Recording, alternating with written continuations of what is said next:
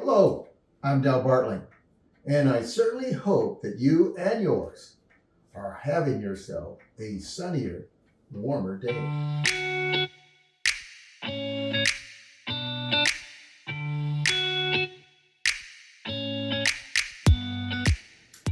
Yes, it continues. The older I am, the more that I think. And today I'm thinking of a particular word.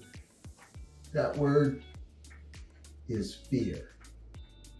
Now, Zig Ziglar says that fear could stand for false evidence appearing real. We'll kind of see if that applies here. Let me start you off here with a riddle. There are 5 frogs sitting on a log. They're in this beautiful pond. 5 frogs sitting in a pond on a log. And the pond is so beautiful, there are lily pads. And that day there is no wind. And the bright sunlight makes the water act as a mirror. We have those 5 frogs sitting in the sun, admiring their pond, and 4 decide to jump into the water. How many are left? 5. Why? Because there's a difference between deciding to do something and actually doing it. And sometimes that difference is because we are afraid of making mistakes. Fear. As I said, I was thinking about this word, and so it took me back many, many years. I was 10 years old in the state of Illinois, living in a national forest, the Argonne National Forest. Now, being an Army brat, a military kid, it seemed like it carried over that we kids would call each other by our last name. So one of my very earliest fears, Fields, helped me overcome that. Fields and I were about 10 years old. We were in the same class. But when we weren't going to school, one of Fields' favorite things was to go around house to house. Now, you can see the downspout going down from the houses. And there was always seemed to be a little piece of concrete there, kind of a splash guard there. Whereas the water came down real hard, then it would splash on that concrete and go on down to the grass. Well, Fields seemed to know that we could go at different times to the different houses there in the housing in the Argonne National Forest, and we could lift those up, and there would be a treasure. A treasure of garter snakes and salamanders. Folks, when I was 10 years old, I was fearful of snakes. Not so much salamanders, but particular snakes.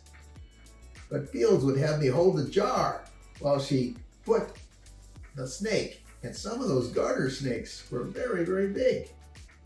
And then we would play with them, and then we'd let them go. Lori Fields, that little girl, 10 years old, gave me one of my first lessons on overcoming fear.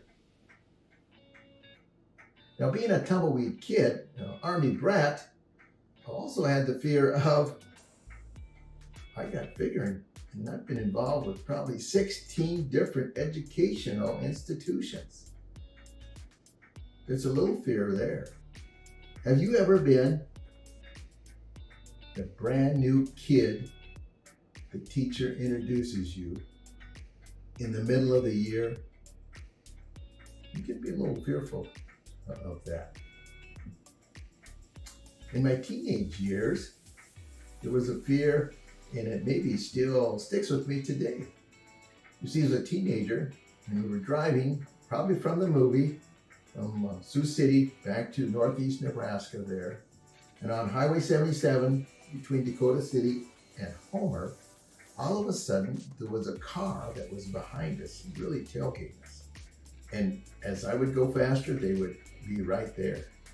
So I finally pulled over thinking they would go by, but that wasn't the case.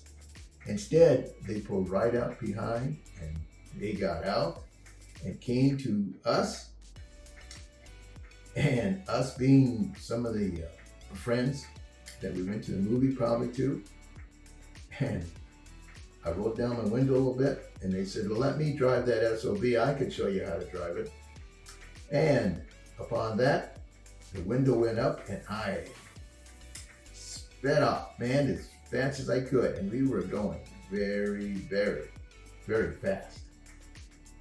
Ever since then, it seems like I am checking my rear view mirror and my side mirrors almost continuously.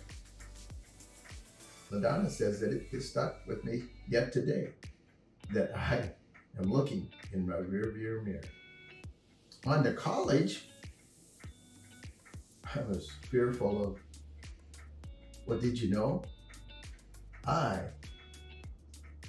flunked out of speech in college. Yes, I know in schools, high school and junior high, of course, you have different little speeches and show and tells or whatever, but that's your friends. You kind of grew up with those kids. In college, these are a whole new, different group. And yes, I was fearful of speaking, and I flunked college speech, had to be taken. So there are different things that we can be fearful of. Can you think of some that you grew up with? I bet you can. Now, fears often hold you, me, others back from achieving success. What I mean by that is fear of failure. It's important to know that failure is inevitable. It's going to happen. It's part of life. And it's okay. It's part of the process. It's how we gain. Sometimes some people will say, that's how you gain experience.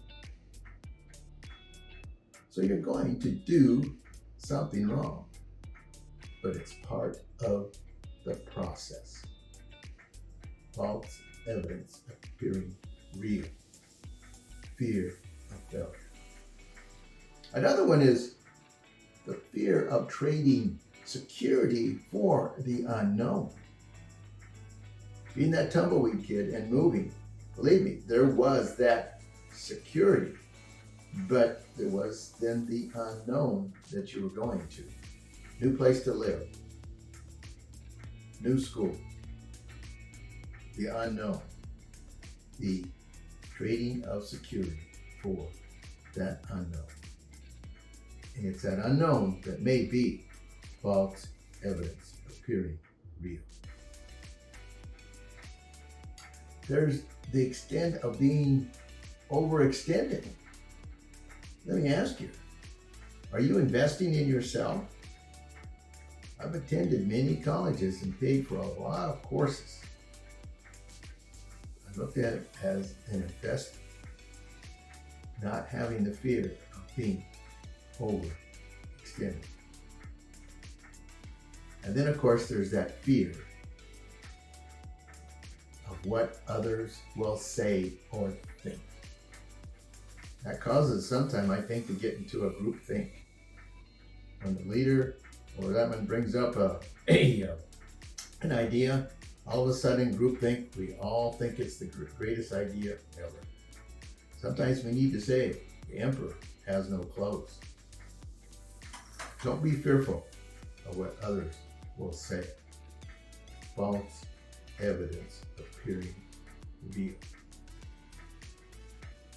So, if you're sitting on that log and you decide to jump into the pond.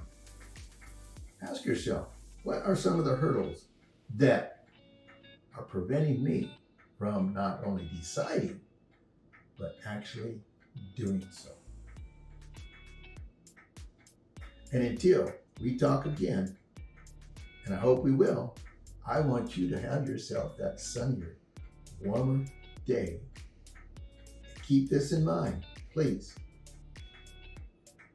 I'm rooting for you because we are in this together. And remember that special group. Blessed are they who ease the pain of misfortune, for they shall be called insurance agents. Take care.